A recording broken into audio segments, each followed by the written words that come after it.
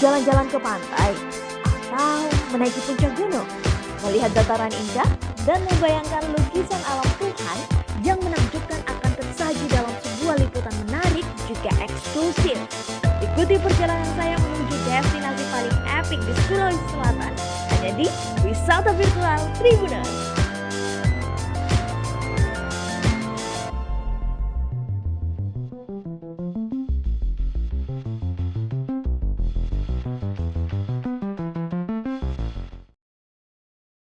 Ya, Assalamualaikum warahmatullahi wabarakatuh, Tribuners. Jumpa lagi di program Bincang Bola Tribun Timur. Seperti biasanya kita selalu hadir tiap pekannya, tepatnya di hari Selasa.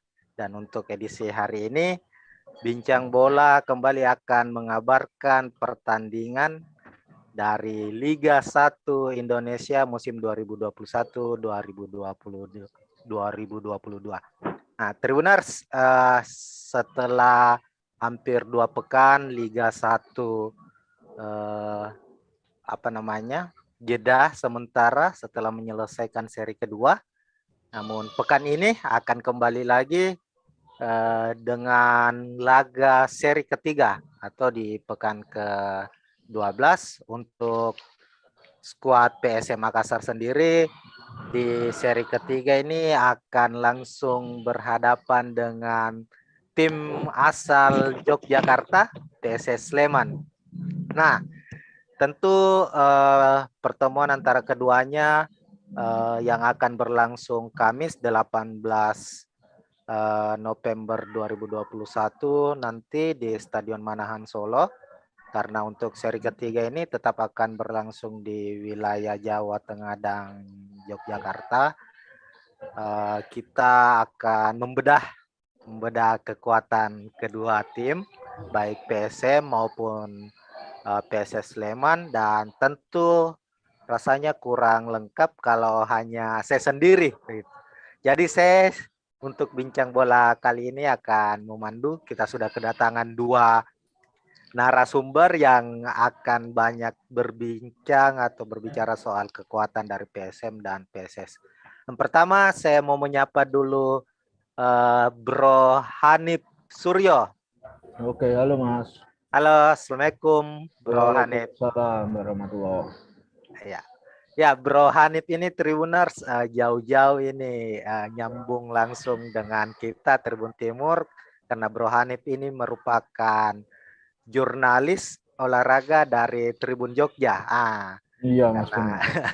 Karena Tribun Jogja artinya Bro Hanif akan banyak kita akan banyak mengulas soal persiapan dan kekuatan PSS Sleman jelang menghadapi PSM.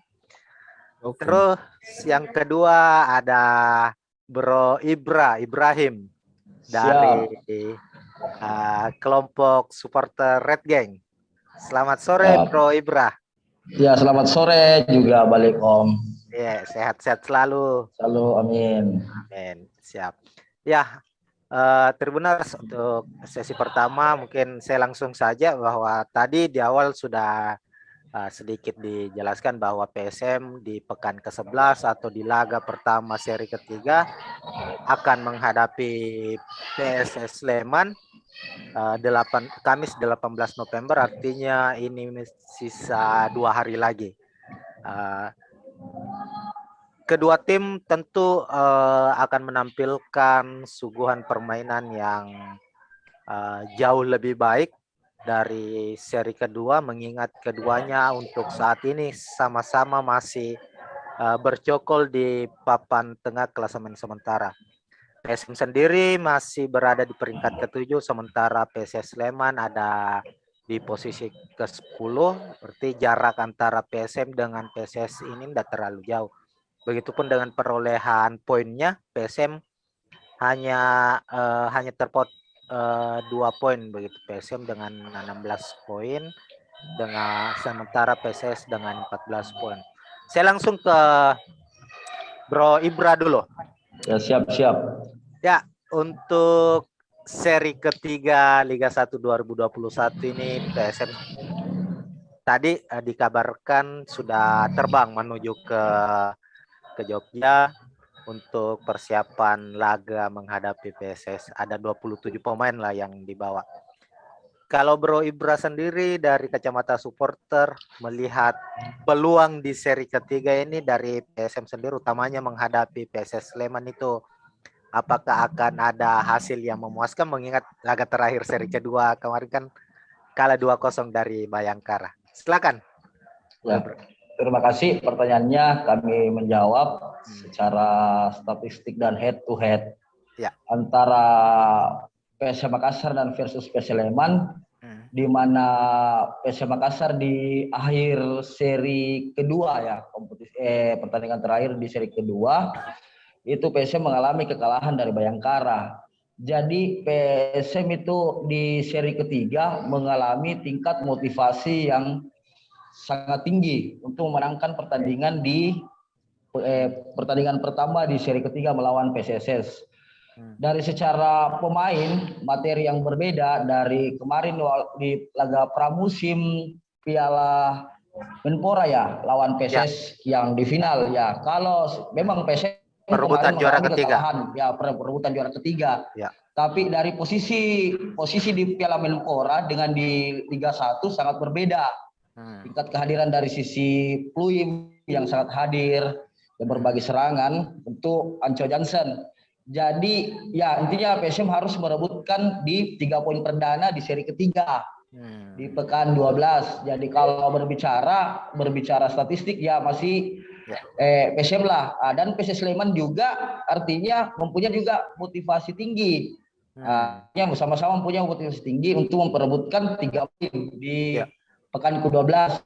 Ya, semoga PSM mampu juga di sini Coach Milo harus mempertahankan dari jumlah gol yang lebih dari pekan series ke-1 dan series kedua itu 13 kebobolan PSM. Jadi Coach Milo lebih mempertahankan lini belakang PSM yang terjadi sering kebobolan. Dan semoga sering kebobolan. Jadi PSM itu lebih dini mempertahankan lini pertahanan lah. Memperbaiki lini pertahanan ya. Pertahanan karena di seri 1 dan di seri kedua di 11 laga yang dimainkan itu PSM itu 13 kebobolan. Dari hitungan secara statistiknya. Jadi di seri ketiga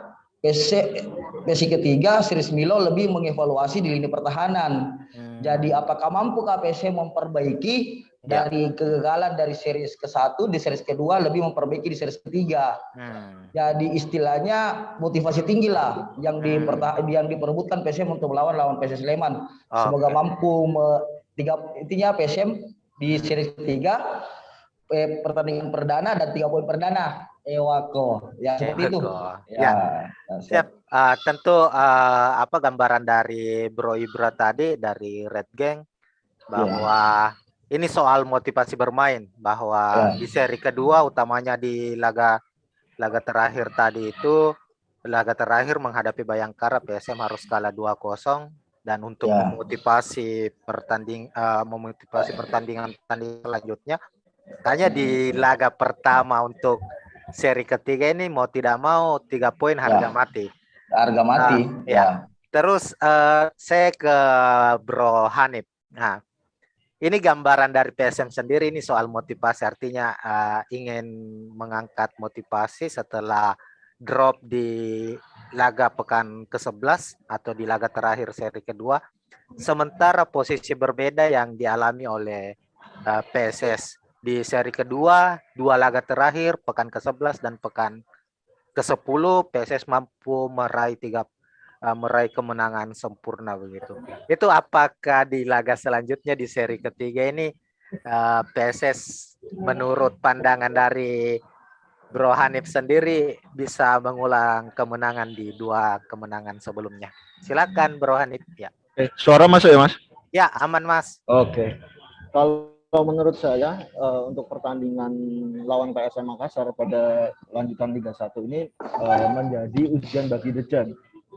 Bagi Dejan Antonik, mengingat memang dia di seri pertama mendapat ultimatum cukup keras dari para supporter ya, sampai beberapa kali muncul tagar Dejan out dan sebagainya. Memang karena ada konflik di internal juga antara manajemen dengan supporter. Lalu hasil buruk di seri pertama ternyata memang bisa dibayar oleh Dejan di seri kedua. PSS dari 5 pertandingan di seri 2 bisa meraih 3 kali menang dan 2 kali kalah, dan ternyata itu juga bisa mengatrol posisi PSS dari yang sebelumnya di dasar klasemen, enggak dasar juga sih, maksudnya di zona degradasi bisa naik ke posisi tengah, dan itu sesuai dengan dengan target sih yang ditanamkan oleh manajemen, karena memang untuk target dari PSS sendiri sebenarnya sudah direvisi dari awal musim sebelum ganti direktur utama, itu targetnya masuk ke 5 besar. Tapi seiring dengan performa yang kurang bagus di seri pertama hingga akhirnya di root sebelumnya diganti, lalu target juga berubah jadi masuk 10 besar. Jadi sebenarnya untuk PSS Sleman sendiri sudah on the track menurut saya. On the track ya. Meskipun untuk secara permainan memang PSS menurut saya belum cukup memuaskan. Mengingat mereka meraih kemenangan juga bisa dibilang juga tidak cukup nyaman dengan kemenangan itu. Jadi memang ini bisa dibilang memang ujian perdana juga bagi Dejan. Enggak perdana juga sih, cuma ujian bagi Dejan. Karena memang kemarin kan sempat dari manajemen PSS meminta waktu untuk evaluasi, dan ternyata berdasarkan hasil evaluasi itu akhirnya Dejan dipertahankan untuk memimpin tim PSS di seri ketiga. Oke, sekian. Ya, ini menarik untuk PSS Sleman sendiri bahwa terjadi sebuah peningkatan yang cukup signifikan lah dari hasil seri pertama dengan seri kedua. Memang di seri pertama kalau Tribuners mengikuti perkembangan Liga 1, PSS Sleman ini utamanya para supporter, teman-teman dari dari BCS Slemania itu cukup intens melakukan aksi sampai geruduk dan segala macamnya, dan akhirnya mungkin itu salah satu faktor di antara faktor-faktor lainnya yang akhirnya di seri kedua bisa mengangkat performa PSS sendiri, dan ini tentu menjadi motivasi lebih untuk di seri ketiga. Nah, untuk PSM sendiri ini lagi-lagi berbicara statistik ini, Bro Ibra, artinya bahwa seri pertama dan seri kedua nyaris sama, perolehan poin nyaris sama dan tidak ada peningkatan secara signifikan. Artinya kondisi inkonsistensi dari skuad Milomir Seslija ini masih terjadi. Kira-kira Bro Ibra melihat sendiri situasi ini, apa sebenarnya menjadi penyebabnya dan apa langkah yang harus dilakukan Coach Milo melihat kondisi skuadnya begitu? Silakan.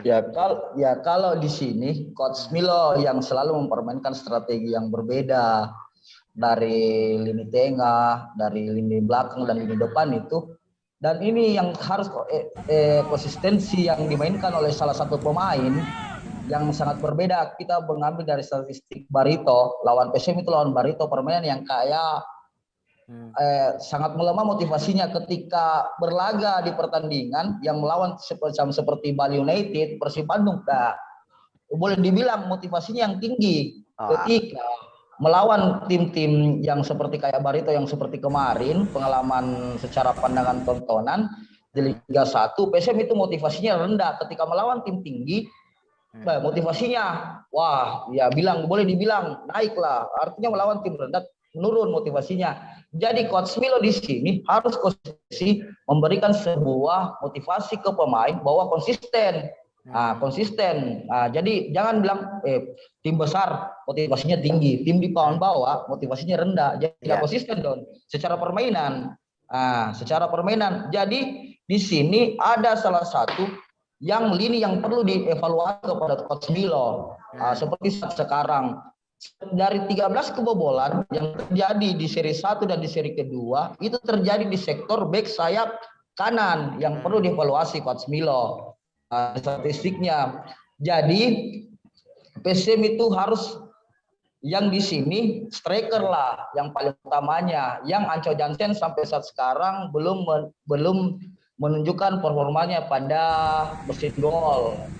jadi mesin gol kepada Anco Jansen ini sebuah evaluasi. Jadi untuk dari sisi lini belakang di sektor sayap kanan evaluasi dan pergantian pemain dulu, karena yang pengalaman seri ke-1 ke-2 itu berada kebobolan di sayap kanan. Di berada di tengah itu sudah mantap lah bagi sayap. Ya, penglihatan di lini depan ini perlu ada yang kalau bisa ada 2 striker lah yang dipasang ke depan untuk memenangkan sebuah pertandingan di setiap game. Jadi statistik ada 8 pertandingan, 8 pertandingan untuk seri ketiga. PSM itu wajib sapu bersih 8 pertandingan 3 poin, 24 poin hingga selesai seri ke-3 gitu. Konsistensi Ji, Patspilo yang perlu dipertahankan. Iya. Ya, sebagai supporter, sebagai fans PSM tentu harapan besarnya adalah 8 laga di seri ketiga ini meraih kemenangan, dan semua tim pasti menginginkan hal tersebut. Tapi saya memang cukup sepakat bahwa untuk PSM di musim ini, musim 2021-2022, utamanya setelah kita melihat seri pertama dan seri kedua ini ada sebuah anomali seperti yang dijelaskan oleh Bro Ibrahim tadi, bahwa anomali yang terjadi di PSM ketika menghadapi tim papan bawah itu motivasi bermainnya tidak setinggi saat menghadapi tim papan atas. Kita ambil contoh saat menghadapi Barito Putra di seri pertama harus kalah 2-0.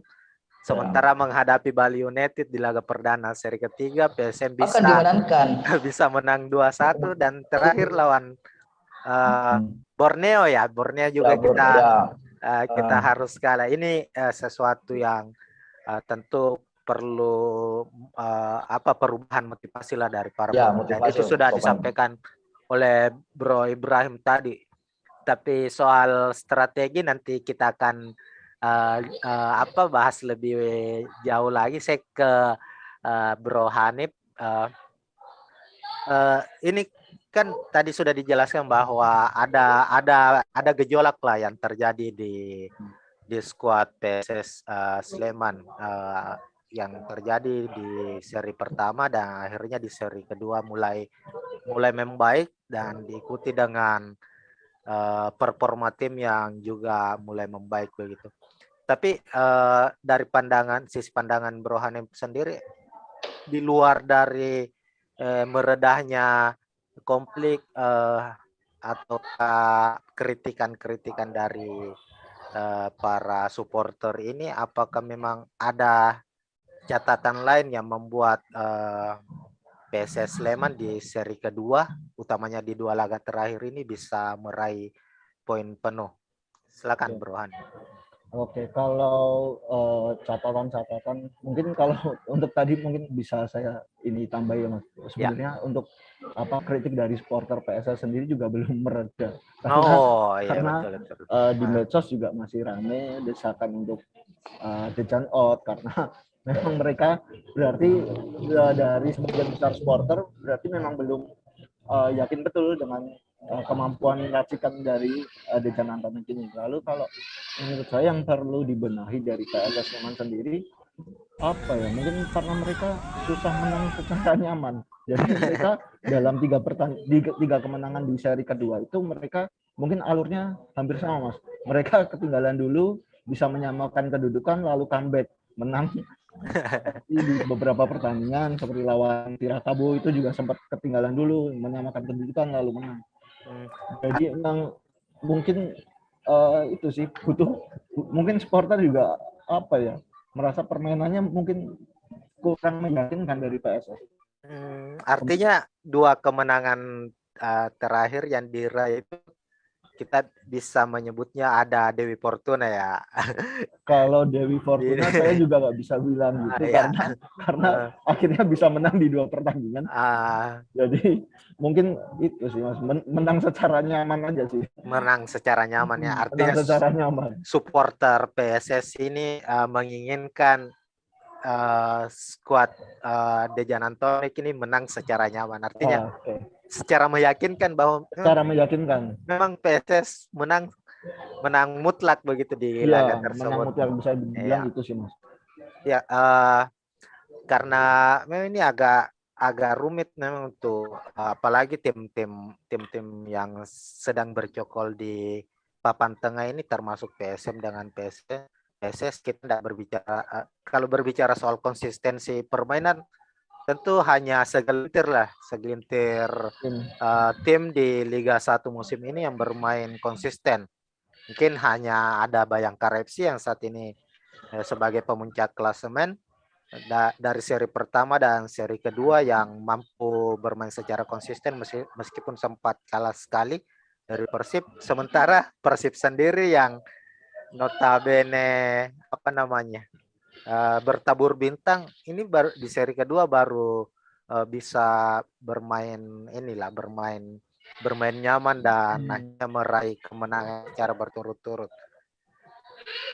Apakah saya ke Bro Hanif lagi, apakah memang untuk musim ini seluruh tim, utamanya ini PSS dengan PSM yang saat ini berada di klasemen tengah, di papan tengah ini masih sementara menjajaki situasi dengan skuad seadanya mungkin, ataukah nanti di paruh kedua atau bursa transfer di paruh kedua ini akan kembali menggenjot pembelian pemain-pemain yang dibutuhkan ke depannya.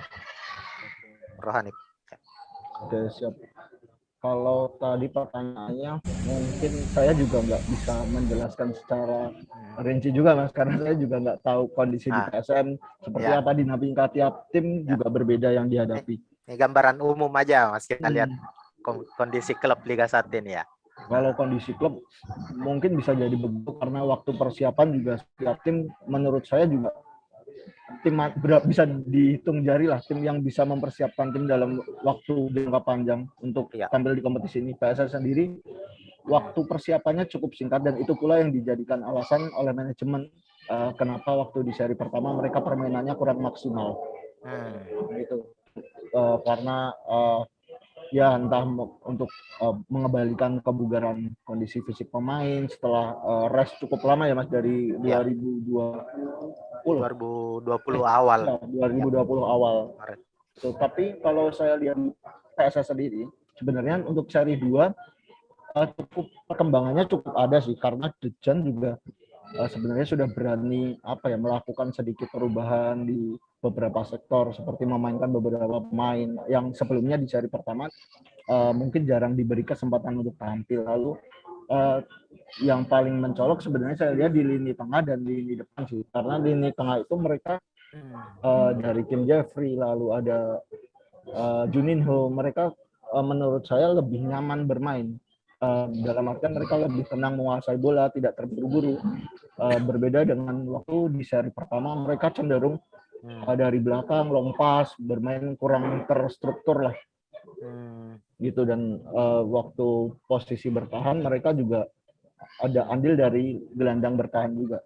Menurut saya sih perkembangan yang cukup oke lah dari PSS. Oke, siap.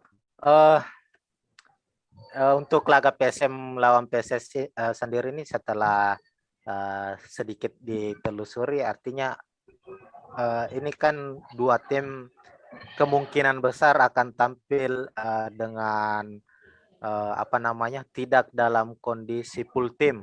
Ada beberapa pemain-pemain kunci yang diprediksi tidak akan tampil di skuad PSM sendiri. Yang dipastikan tidak akan tampil itu ada Sutanto Tan yang saat ini terkena akumulasi kartu kuning dan beberapa pemain lainnya dinyatakan ada cedera ringan meskipun tetap dibawa ke Jogja. Ada Joe Jensen dan Aska Posi, keduanya nih striker ini. Saya ke Bro Ibra dulu. Untuk skuad yang ada sekarang menghadapi Sleman, tadi Sutanto Tan yang sudah tampil ya sebagai pemain kunci lah. Sutanto Tan ini pemain kunci di skuad PSM musim ini, bermain 11 kali di lini tengah dan akhirnya lawan Sleman nanti di pekan ke-12 harus absen akibat akumulasi kartu kuning. Kira-kira untuk formasi yang akan apa yang akan diberikan atau yang akan ya diberikan oleh Milo sebagai pengganti Sutanto Tan ini lawan Sleman itu gimana harapannya dari Bro Ibra sendiri? Kalau secara pandangan secara materi pemain yang dimiliki oleh PSM itu di lini tengah, kayaknya Coach Milo lebih banyak opsi lah yang berada di lini tengah. Ada Bektur, ada Rashid Bakri yang bisa dimainkan. Kalau jika misalnya kan karena Sutanto Tan di laga PSS kan akumulasi kartu kuning yang tidak bisa dimainkan. Jadi kalau artinya Coach Milo banyak opsi lah dalam pemilihan. Mungkin bisa dipasangkan antara di lini tengah ada Udam Ruim, mungkin bisa diganti Rashid Bakri lah yang di tempat posisi pengganti Sutanto. Karena Rashid Bakri mempunyai umpan lambung yang sangat tepat. Karena kenapa? Di posisi Ancok Jansen ini dia sebenarnya tidak mau jemput bola. Artinya dibilang ya harus diumpankan saja yang tepat. Jadi opsinya Sutanto Tan adalah Rashid Bakri yang saat sekarang untuk ke Coach Milo lah. Karena Sutanto Tan mengalami akumulasi kartu. Ya, artinya kalau di lini tengah PSM banyak opsi lah. Begitu. Artinya tidak cukup mempengaruhi kekuatan PSM ini ketika tanpa Sutanto Tan ya Bro Ibra ya. Iya tanpa ya karena lini tengah sudah banyak opsi. Oke. Sementara itu di skuad PSS setidaknya ada 2 pemain inti lah yang juga diragukan tampil. Satu diantaranya itu ya kalau teman-teman supporter PSM bilang itu anak hilang karena ada Irfan Jaya. Irfan Jaya ini asli binaan PSM tentu dan memang asli Bantaeng, Sulawesi Selatan. Ini juga ya kalau saya boleh bilang ini cukup disayangkan karena batal reuni dengan teman-temannya di PSM karena harus harus memperkuat timnas ya. Bro Hanif ya. Ini tanpa Irfan Jaya di skuad PSM ini bagaimana? Di skuad PSS Sleman ini Bro Hanif ini bagaimana pandangan Bro Hanif sendiri? Sebenarnya kemungkinan ada 3 ya Bang. Sebenarnya sama satu lagi Arthur Irawan. Arthur Irawan juga. Iya. Sama Mario Malisik ya. Mario Malisik juga. Mario Maslat. Mario Maslat. Iya. Bojan Malisik. Bojan Malisik. Sorry. Iya, keingat terus ini Bojan Malisik. Apa negaranya sama ya? Sama, Serbia. Ketukar-tukar ini. Ya, silakan. Iya, sebenarnya itu ada tiga pemain yang sampai saat ini dari PSS mungkin diragukan tampil ya. Ada Mario Masla karena dia pulang ke Serbia untuk kemarin istrinya baru saja melahirkan sang putra. Kemudian ada Irfan Jaya yang dipanggil timnas. Yang kemudian Arthur Irawan yang sampai saat ini juga ketika coba dikonfirmasi juga belum diketahui nih alasannya apanya. Di tengah isu dia kabarnya ikut sama Papa Danilo ke Persik Kediri. Gitu ya. Dikabarkan ke Persik ya. Dikabarkan. Cuman sejauh ini juga belum ada konfirmasi yang diberikan oleh manajemen sih. Tapi yang jelas paling kehilangan tentu 2 pemain itu sih, Mario Maslat dan Irfan Jaya. Apalagi Irfan Jaya sejauh ini juga sudah mencetak 6 gol 3 assist dari 10 pertandingan PSS. Dan itu sudah mungkin dari total gol yang sudah dicetak dari PSS mungkin 56% lebih lah. Itu berasal dari kontribusi yang diberikan oleh Irfan Jaya. Iya. Jadi ini memang seperti yang saya bilang di awal, ini memang ujian buat Dejan karena mesin golnya, walaupun dia bukan striker murni ya Bang, memang dia di winger kan sebenarnya. Winger. Tapi dia ternyata cukup moncer dan bisa dibilang dia jimat keberhasilan dari PSS di seri 2. Begitu sih. Cuman jadi meskipun ada satu pemain muda lainnya yang absen ya, si Sadam. Sadam Ghaffar juga absen mungkin cukup lama karena dia ACL ya, cedera ACL. Tapi sampai di putaran kedua, seri kedua sendiri Sadam Ghaffar belum cukup mendapat juga menit bermain ya. Karena memang dia beberapa kali mengalami cedera Bang. di dalam, walaupun waktu itu sempat tampil beberapa kali juga. Tapi memang belum yang ACL, dan ACL-nya baru masuk ke terakhir kemarin masuk mau ke seri 3 ini dia setelah dilakukan pemeriksaan memang ACL. Jadi memang untuk lini depan dari PSS sendiri memang sebenarnya cukup bisa saya bilang cukup memprihatinkan saat ini, karena ditinggal Irfan Jaya, kemudian Sadam juga harus menepi dulu karena cedera, kemudian Nemanja Kojic juga sejauh ini malah menurut saya belum membuktikan kalau dia sebagai mesin gol di depan, karena jumlah golnya malah kalah sama si Irfan Jaya. Iya, dan Irfan Jaya juga sejauh ini juga cukup luar biasa ya pencapaiannya, karena dia bisa berada di daftar top scorer, sementara yang di atas kan ada Ezequiel Duasel, lalu Vasiljevic, Simic. Jadi memang dia berada di antara dominasi pemain-pemain asing. Ya, striker asing. Sementara Irfan Jaya pemain winger begitu. Ya. Artinya dari penjelasan Bro Hanif tadi ini memang ada kesamaan sebenarnya antara PSS Sleman dengan PSM Makassar dalam segi striker asing utamanya ini. Memang jadi problem tersendiri. Ya, masih sama-sama punya problem yang sama tentunya. Ini soal namanya juga striker, tentu yang diharapkan para supporter ya mencetak gol, tidak lebih dari itu. Mau bermain sebaik apapun tapi tidak mencetak gol itu bagi seorang striker tentu ini menjadi persoalan. Indikator keberhasilan dari striker. Indikator keberhasilan. Oke, Tribuners, Bro Hanif, Bro Ibra, kita tahan dulu. Kita akan mengulas lagi lebih jauh, tapi setelah tayangan yang satu ini.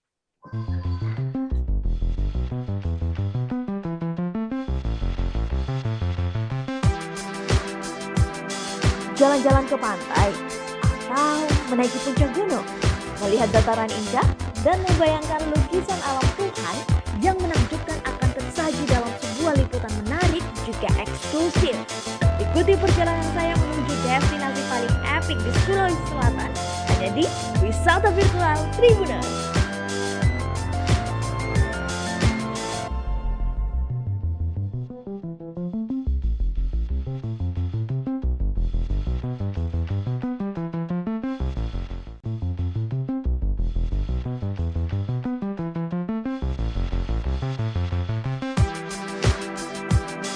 Jalan-jalan ke pantai atau menaiki puncak gunung, melihat dataran indah dan membayangkan lukisan alam Tuhan yang menakjubkan akan tersaji dalam sebuah liputan menarik juga eksklusif. Ikuti perjalanan saya menuju destinasi paling epik di Sulawesi Selatan, hanya di Wisata Virtual Tribuners.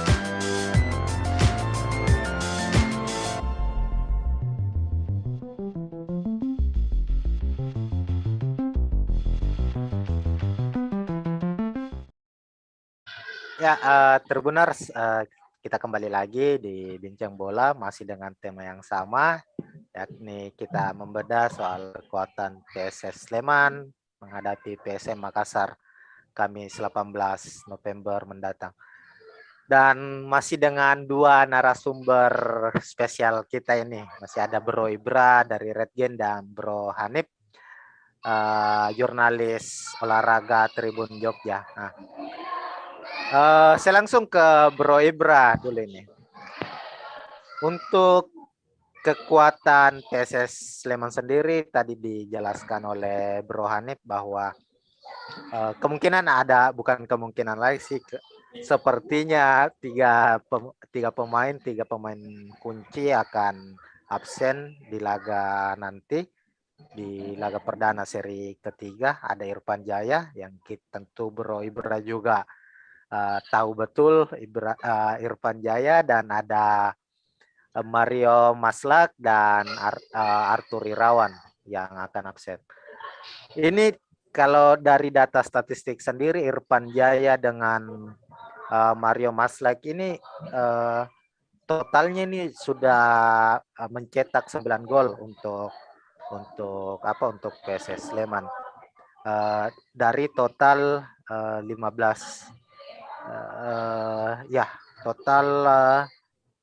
total 14 gol ya yang dicetak oleh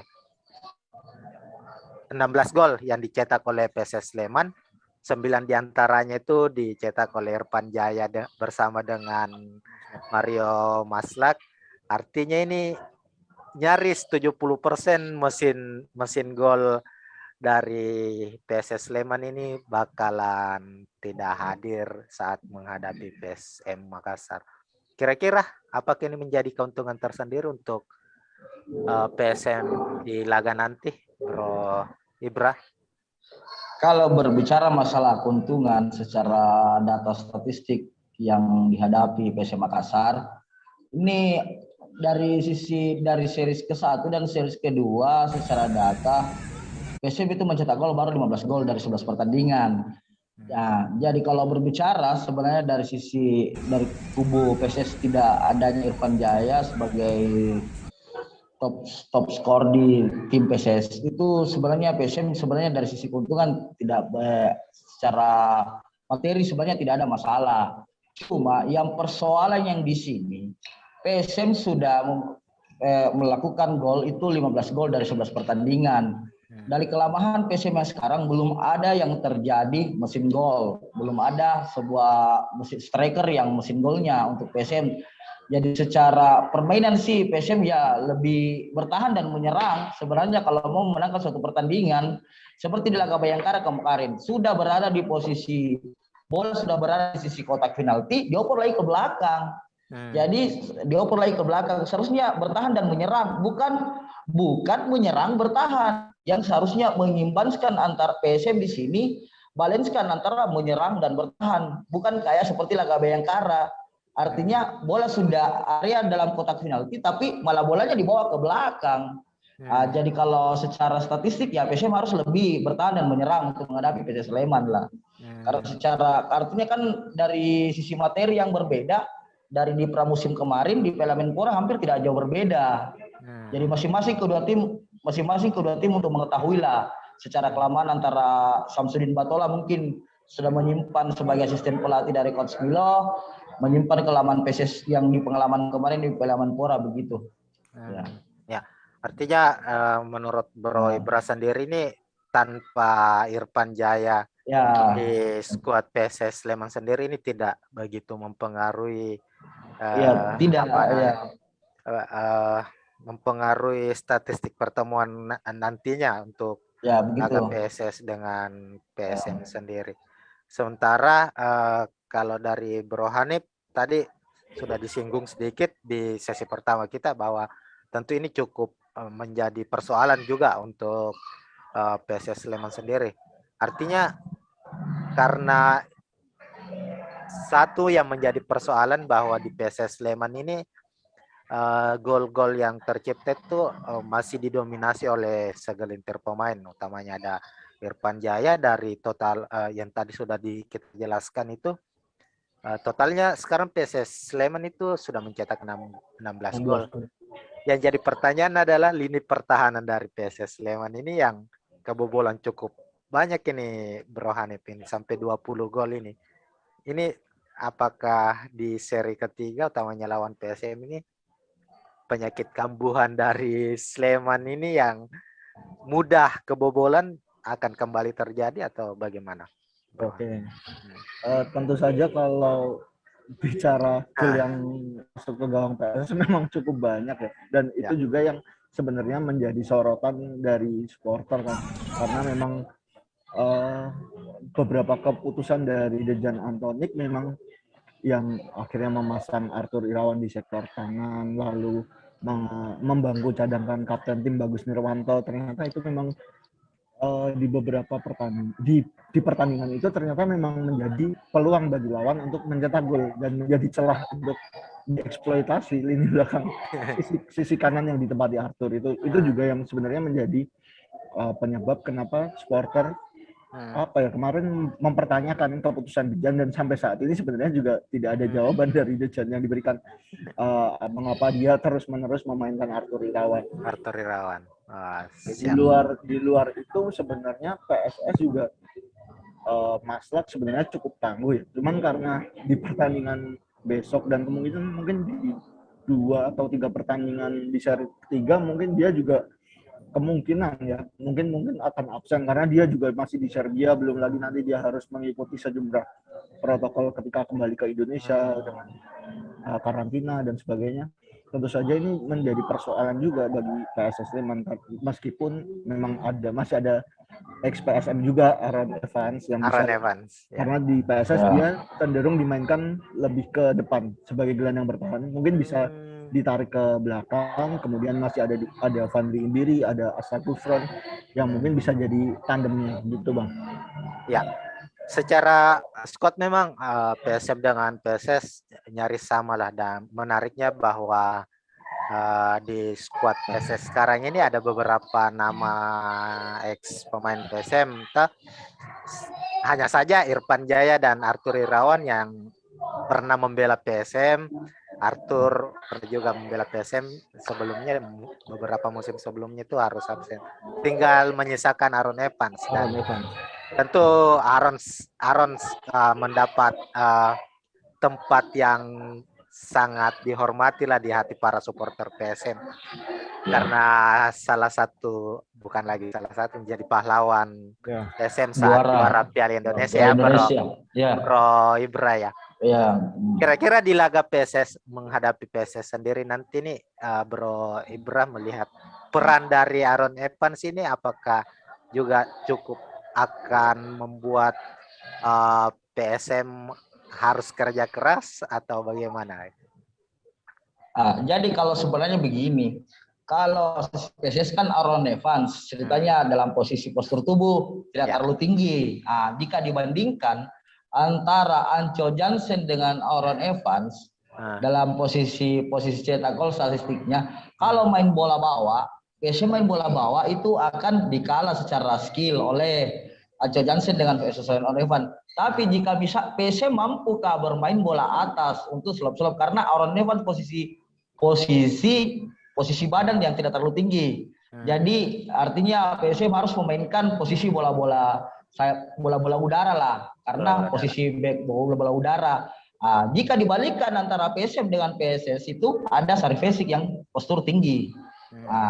Itu kelebihannya PSM antara PSS. Jadi kalau PSM harus memainkan bola udara, kalau main bola bawah akan kalah karena Aaron Evans itu adalah salah satu stopper yang konsisten performanya. Ya, ini PSS sampai sekarang gitu. Oke. Berarti ya Bro Ibra sudah tahu banyak lah. Karena kita tahu sendiri lah bahwa Aaron ini menjadi andalan PSM. Kita belum memasuki musim 2020 ya dulu ya.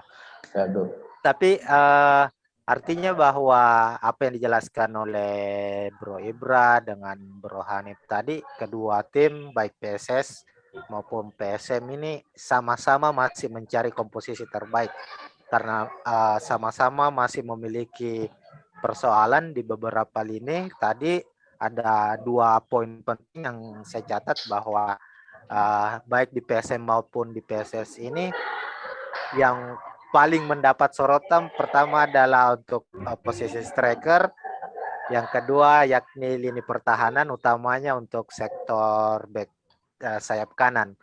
Kalau di PSS Sleman ada Arthur Irawan yang terus menjadi tanda tanya untuk para supporter PSS kenapa sering mendapat tempat. Sementara di squad PSM Bro Ibra ya untuk posisi fullback kanan posisi siapa lagi kalau bukan Sulkifli Syukur yang hanya saja di beberapa pertandingan terakhir kita lihat PSM bermain dengan strategi tiga back tengah ya, 3 back yang sejajar begitu. Untuk Bro Hanif sendiri, kita langsung saja di laga menghadapi PSS menghadapi PSM nantinya ini, kira-kira skema yang akan dimainkan oleh Coach Dejan ini apakah akan tetap sama dengan laga-laga sebelumnya ataukah akan mengalami perubahan, dan menurut Bro Hanif kira-kira posisi mana yang harus diperkuat? Oke, kalau untuk skema sebenarnya susah juga sih Mas untuk membaca apa yang nantinya akan diturunkan oleh Dejan, karena di seri kedua sendiri Dejan malah sepertinya banyak melakukan eksperimen, ada seperti memainkan si siapa? Ada si Dery Rahman, lalu ada juga si Dendi Agustiawan. Justru di seri 2 kapten tim Bagus Nirwanto lebih banyak dijadangkan. Jadi kalau harapan saya sendiri sih Bagus Nirwanto yang mampu tampil konsisten, terutama peran dia juga sebagai kapten tim, bisa kembali lagi ke sektor bek kanan. Lalu mungkin kalau untuk di jantung pertahanan mungkin bisa menduetkan antara Evans atau Fandri Indiri. Lalu di kiri PSS sebenarnya punya beberapa pilihan, ada Dery, tapi kalau saya pribadi mungkin lebih baiknya Samsul Arifin.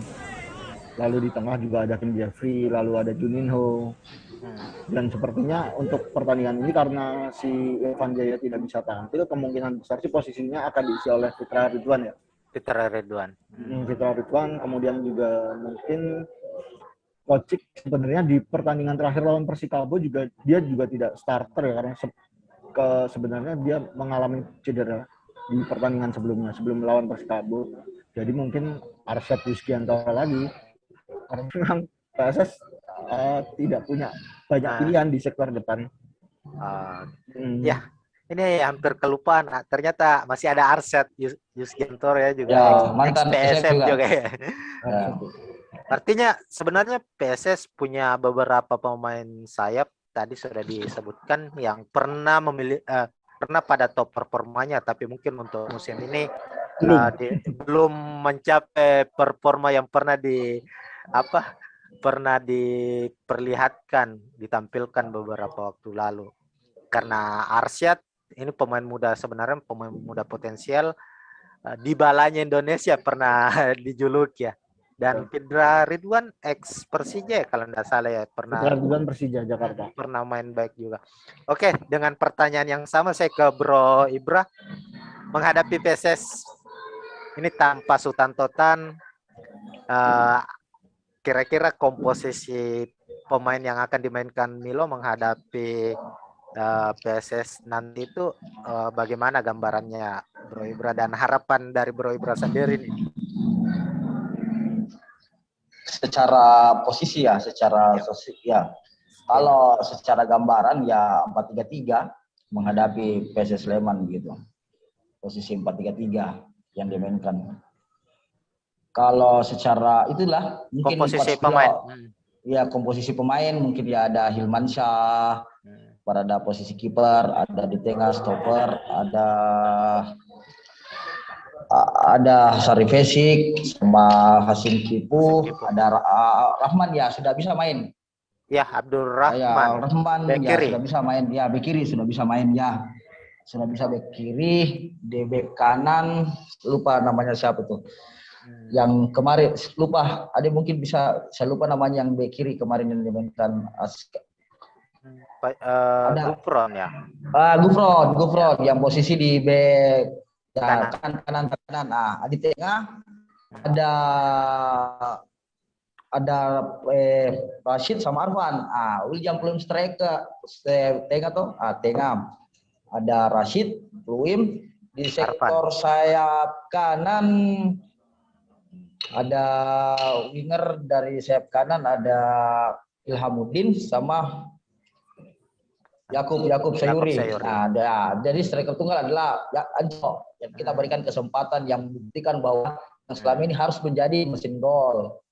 Berarti Anco Jensen harus stay harus stay juga ini di depan ya.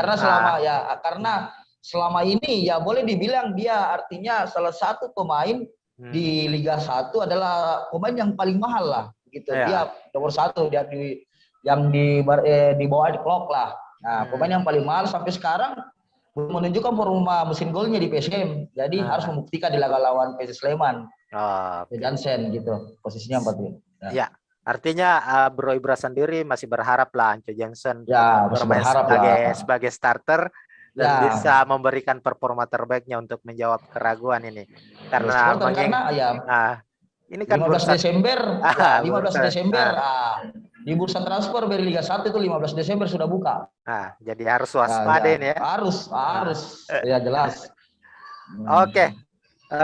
Untuk pertanyaan terakhir mungkin saya ini di sesi terakhir kita juga dan menjadi pertanyaan puncak lah sesuai dengan tema kita PSM versus PSS, siapa pemenangnya? Untuk Bro Hanif, saya langsung saja prediksi skor laga PSS lawan PSM nantinya. Oke, mungkin kalau dari prediksi skor dari seri kedua ya, seri kedua PSS juga sudah tampil grafiknya mungkin naik secara permainan, dari hasil juga PSS bisa tembus ke peringkat 10, lalu kalau dari PSM juga sebenarnya penampilannya angin-anginan bisa dibilang. Ya betul, angin-anginan.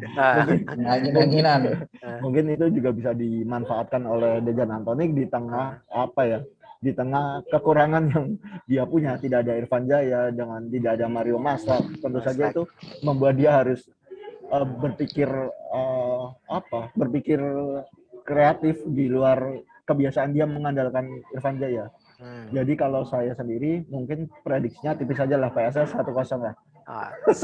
Satu untuk PSS ya, Bang Hanif ya. Iya. Nanti murtad Bang kalau bela PSM. Bro Hanif 1-0 untuk PSS. Bro Ibra sendiri prediksi skornya. Ya, kalau dari sisi berkaca, dari sisi pramusim Piala Menpora kemarin ada gol penalti Irfan Jaya, ada Sutanto yang mencetak gol dari tendangan pagar, ada satu gol yang tercipta melalui serangan. Ya, jadi untuk PSM ya skor ya 2-0. 2-0 untuk PSM.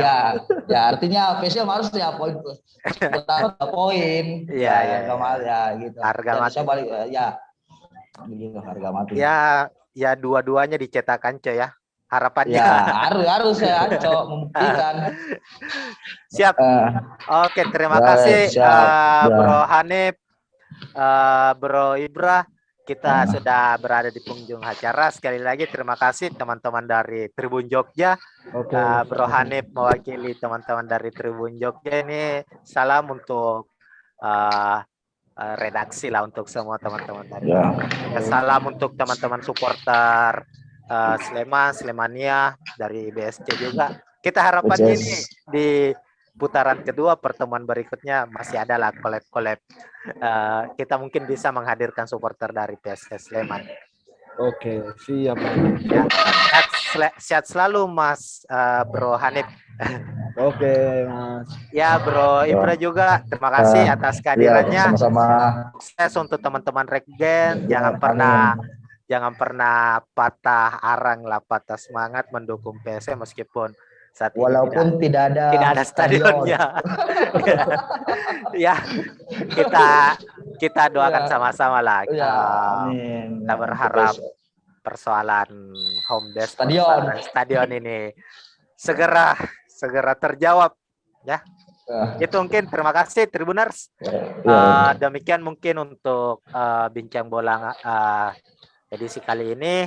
Kita akan terus hadir di bincang bola di edisi berikutnya tiap hari Jumat pukul 4 sore dan tentu ditayangkan secara langsung melalui live YouTube Tribun Timur dan live Facebook Tribun Timur. Sekian, tetap jaga kesehatan tentunya karena kita masih berada di pandemi COVID-19. Mari tetap menggaungkan menjaga jarak, memakai masker dan mendukung vaksinasi. Assalamualaikum warahmatullahi wabarakatuh. Salam. Waalaikumsalam warahmatullahi wabarakatuh.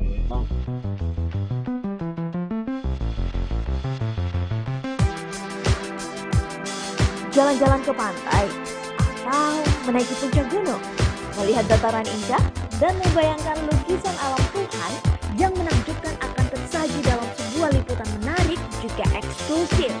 Ikuti perjalanan saya menuju destinasi paling epik di Sulawesi Selatan, hanya di Wisata Virtual Tribuners.